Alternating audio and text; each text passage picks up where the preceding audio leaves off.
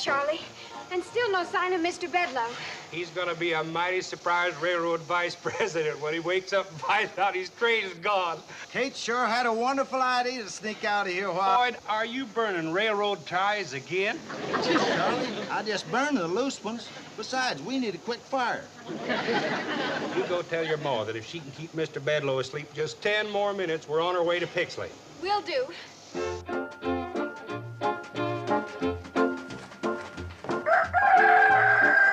You wake up Mr. Bedloe.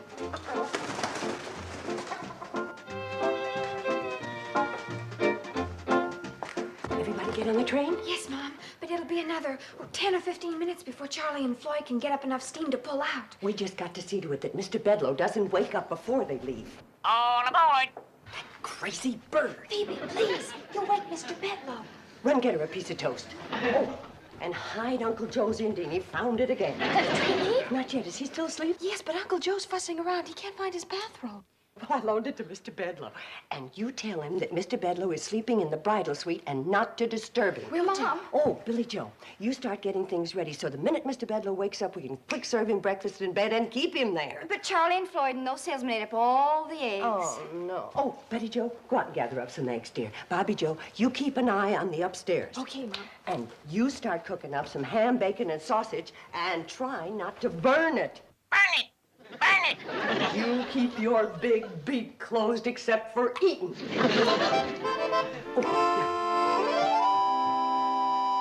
What do you mean, Mr. Bedloe sleeping in the bridal suite? You ought to be sleeping in the barn, and I want my bathrobe back. There's Uncle Joe. Mother says he's not to be disturbed. We'll see about that. Kate! Shh, wake him.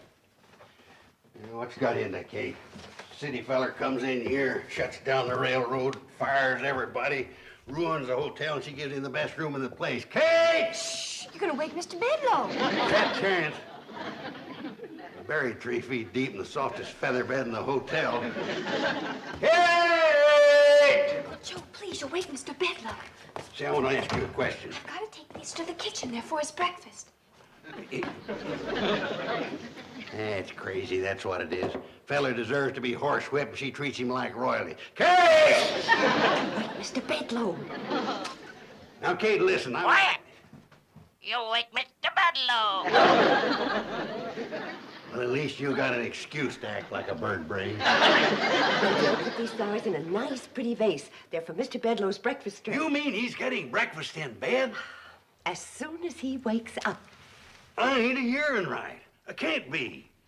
Didn't he sit right here at this table last night and say he was shutting down the railroad? Yes. And won't that shut down the hotel? Yes. Well, then what in the name of blue thunderation? Mr. Bedloe's awake. He left his eggnog tray outside the door. Eggnog tray? Well, we served him hot eggnog last night about midnight. To get him to sleep. Now, you go help your sisters get Mr. Bedloe's breakfast up to him. I don't want him having to come down to eat. Oh, okay. Now, Uncle Joe, you sit down there and I'll explain all this. What is there to explain? Mean city feller comes out here and wrecks our lives, so naturally we give him the biggest, softest bed in the place. Eggnog at midnight, breakfast carried to him in the bridal suite like he was a groom, and then you... Kate, you didn't... What? You didn't marry that viper, did you? It's not. We're ready, Mom. Oh.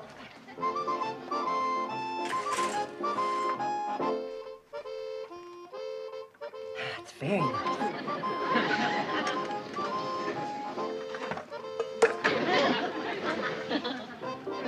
Ham?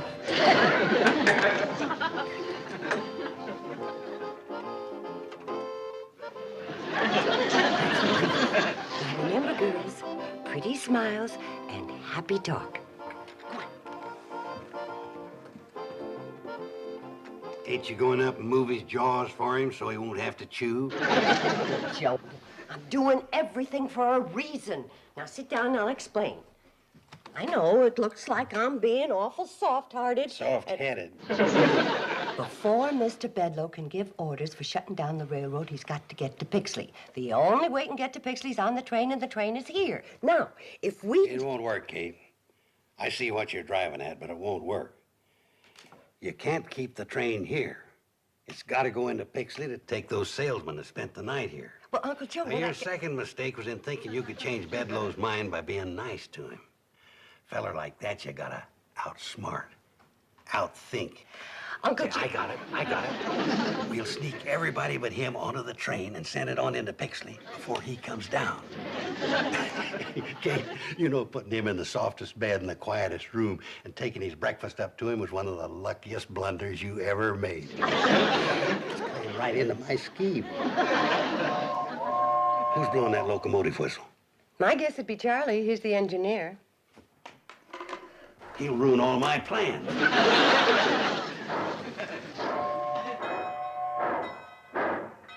The darn fool's pulling out. We won't have time to wake the salesman. Well, they're on the train, Uncle Joe. How come? Well, I woke him up early. Kate, this is your morning for lucky blunders. Mom, it worked. We heard the train pull out. And now Mr. Bedloe can't go into Pixley. Your idea was brilliant, Mom. I knew it would work. Oh, well... wait a minute, girls. In all fairness, Uncle Joe had the same idea. That's true, girls. It's just that your mother got up first and beat me to it.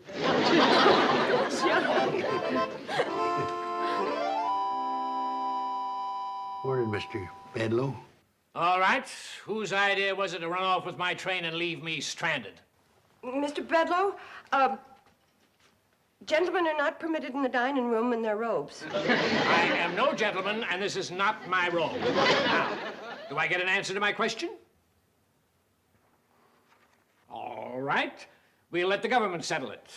Stealing trains happens to be a federal offense, and everybody connected with this conspiracy is in very serious trouble.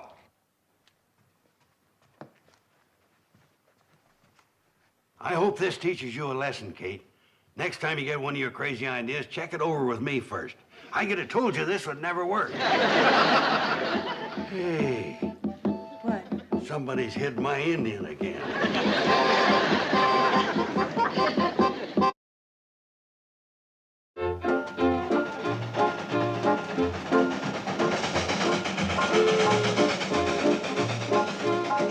Charlie, I feel kind of bad about us running off, leaving Kate to face the music. Well, if it was anybody else but Kate, I'd be mighty worried. But that's one woman in a million. She sure is. I never met a woman yet to compare with Kate. How come you never asked her to marry you, Floyd? I don't think I'm good enough for her. How about you? I feel the same way. You do? I don't think you're good enough for her either. We're coming on into Pixley. Think we better stop? Well, if we turn around and go back to Shady Rest, Bedloe will grab the train. Oh, I don't think so. By the time we get back there, Kate will have him eaten out of her hand. Kate can kill a man with kindness, all right. Well, if she doesn't kill him with kindness, them daughters of hers will pretty him to death. It's lunchtime, Mr. Bedloe. Come right into the dining room. Everything's ready for you. Yeah? What's everything? Poison food? Booby traps? Boiling oil? What's waiting for me behind that curtain? Your lunch, Mr. Bedloe. Down, sit down. Everything's piping hot. If you're expecting me to change my mind about canceling the train, forget it. It's a good idea.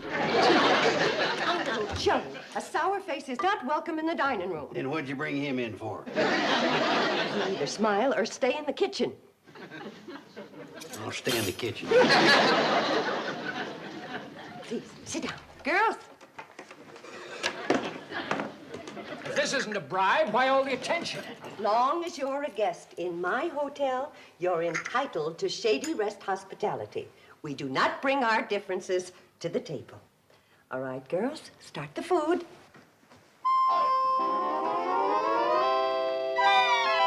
More coffee? More pie, Mr. Bedloe. More cake.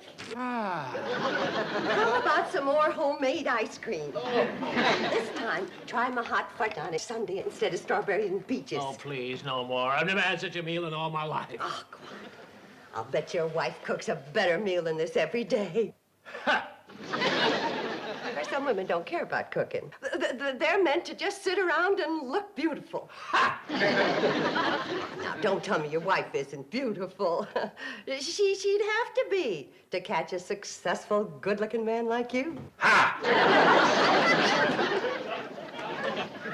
Oh, yes, let's go into the lobby where you can relax and listen to the entertainment. Entertainment? Just a little singing to settle the food. Nothing like music after a meal. What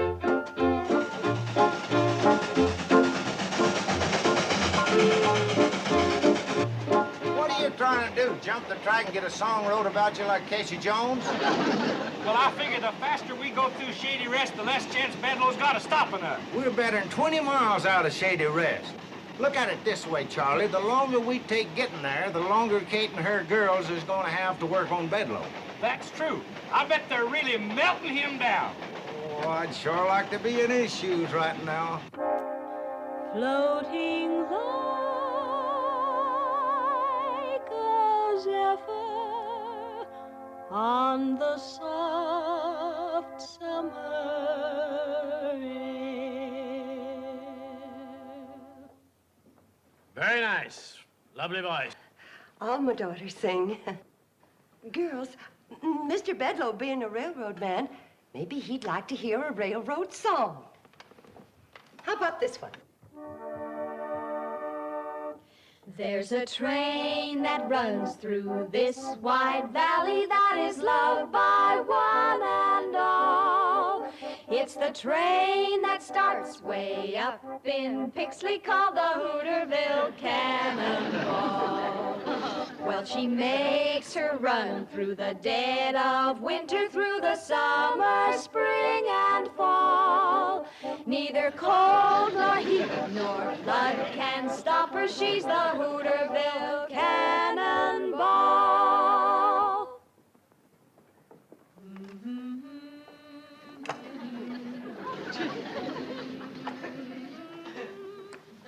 Yes, Mr. Bedlow. The folks in this valley depend on that train. It hauls the farmers' crops to market. It takes their children to school. It brings their supplies from town. And on Sunday, it makes a special trip just to take folks to church. When my 3 babies were born, who came screaming through the night to bring the doctor to my side? The Hooterville Cannonball. Her whistle speaks a language we all understand. To the children, it's a lullaby. To the young folks, a song of love. And to the old, a hymn of comfort. Mr. Bedlow, the folks in this valley haven't got much money. But as long as that little train runs, they'll never be poor. That's the Hooterville Cannonball.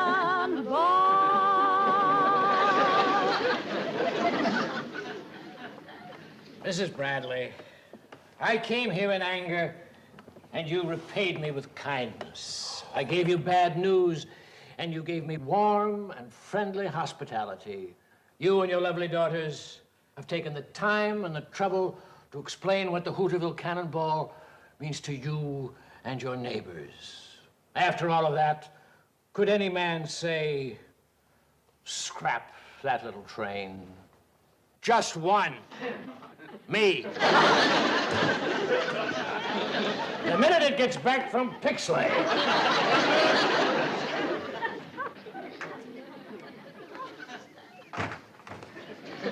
Oh, Mr. Bedlow, have a chair. Thanks. I will.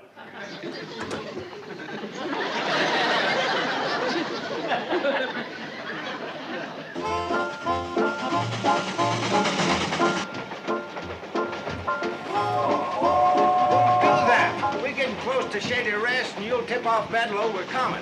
I think he knows it already, Floyd. Take a look. It's Bedlow.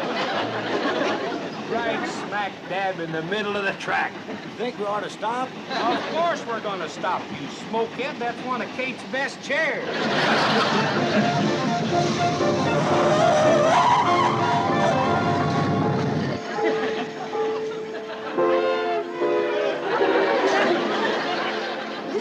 Bedloe, listen to me. I got something to tell you. Please. Wait a minute. Floyd and Charlie say they can't back all the way to Pixley. It'll be dangerous. They gotta go on to Hooterville. Fine, I can cancel the train just as well from there. Oh. Mr. Bedloe, why are you so dead set on not letting this train run? It's bad business. Doesn't make any money. But it doesn't lose any. Floyd and Charlie are on pensions anyway, and they get their wood and water free. Mrs. Bradley, this train is the legal property of the C&FW Railroad, and we are legally responsible for everything that happens to it. If it runs off the track, if it hurts somebody, if it hits a cow, we're responsible. We can be sued. Well, Floyd and Charlie have hit lots of things. Nobody's ever sued. But they could. No, I'm sorry, Mrs. Bradley, but running this branch line just plain doesn't make sense.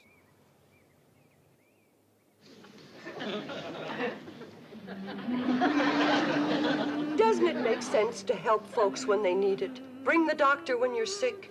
Take little children to school. Forget it. It won't work. You go up there and tell those two clowns in the locomotive they got 60 seconds to get this thing rolling or I'll cut off their pensions. Guess you win, Mr. Bedloe. I always do, Mrs. Bradley.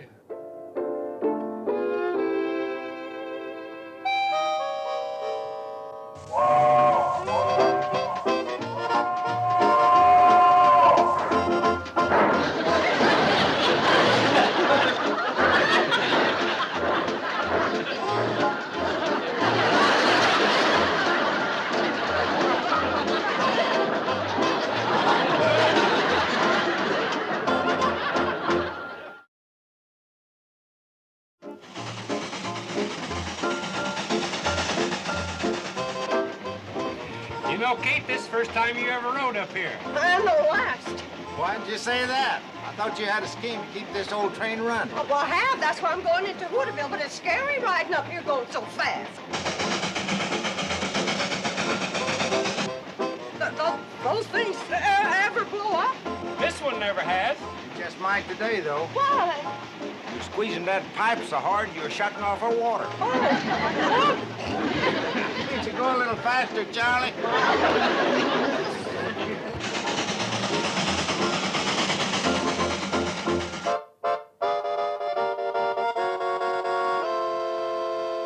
Hey, I suppose you think that was pretty smart, my sitting in that coach while the engine went to Hooterville. No, I thought it was kind of stupid myself. I ought to knock you over that railing. You shouldn't have said that, Bedloe. No? Why not? Because it scared me. Wait a second. Sit down. Okay. That stupid train the only way to get to Hooterville? No, There's another way. that's right. You mean somebody can take me? Yeah. I can take you. Now listen, old-timer. I didn't mean to yell at you. I know you're not in this with these other people. I can see you're an intelligent man. You can? Now, I'm willing to pay you. No, I didn't ask for any money. I know you didn't. I'm forcing it on you. Now, come on, let's get going.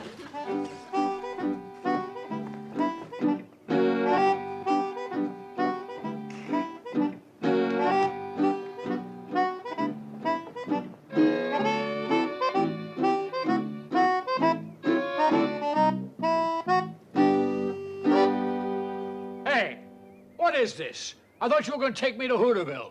I am. We'll never get there before tomorrow if you don't walk faster. Walk? The only way you can get there outside the train. Well, why didn't you tell me? You didn't ask me. Let me have my money back.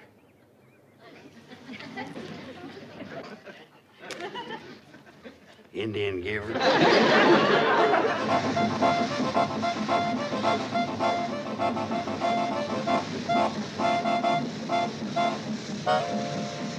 Hiya, boys. Hi, Sam. Kate. Oh, listen.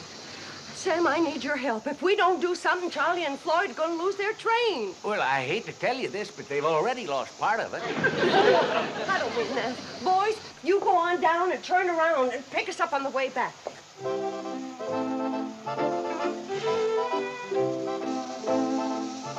Hurry up, boys.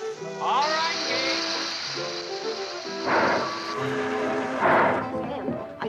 deputy sheriff? Well, I never was a deputy sheriff. I was marshal at the 4th of July parade once. That's close enough. Come on. Well, what's this all about, Kate? Come on, I'll explain. Don't worry, girls. I'll handle Bedloe. You know, fighting the railroad's a man's job. Hey, everybody! Mr. Bedloe got away. He's on his way to Hooterville. Oh, no. He found that old hand car and got it on the track.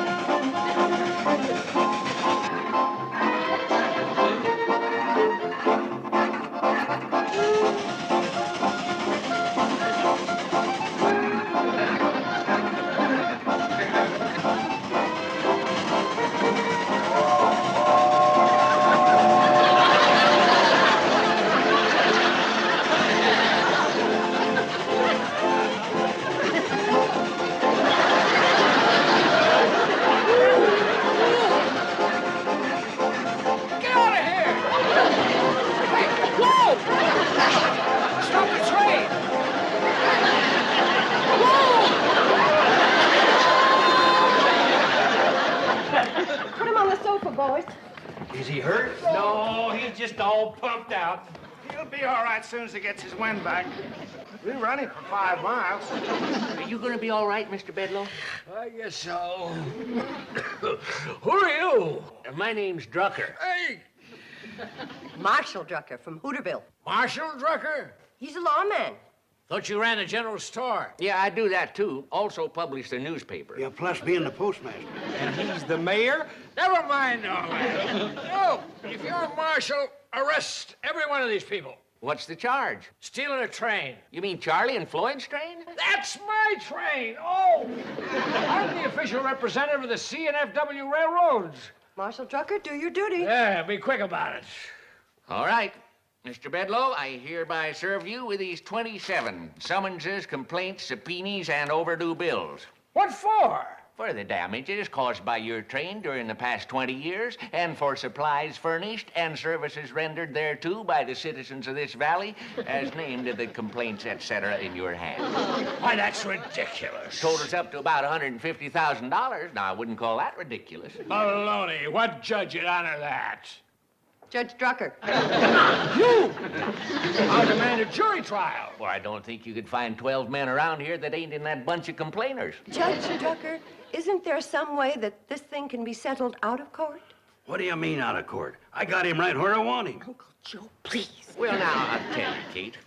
If Mr. Bedloe was to go quietly back to the city and let Floyd and Charlie resume running their railroad, I might be inclined to show a little judicial leniency and postpone these cases indefinitely. Oh, don't do it. Let's have a big trial. Lots of people. Be good for business. Well, Mr. Bedloe, what do you say? What can I say? You got me over a barrel. Well, come on, I'll back you into Hooterville. It won't be as fast as that hand car, but a heap less time.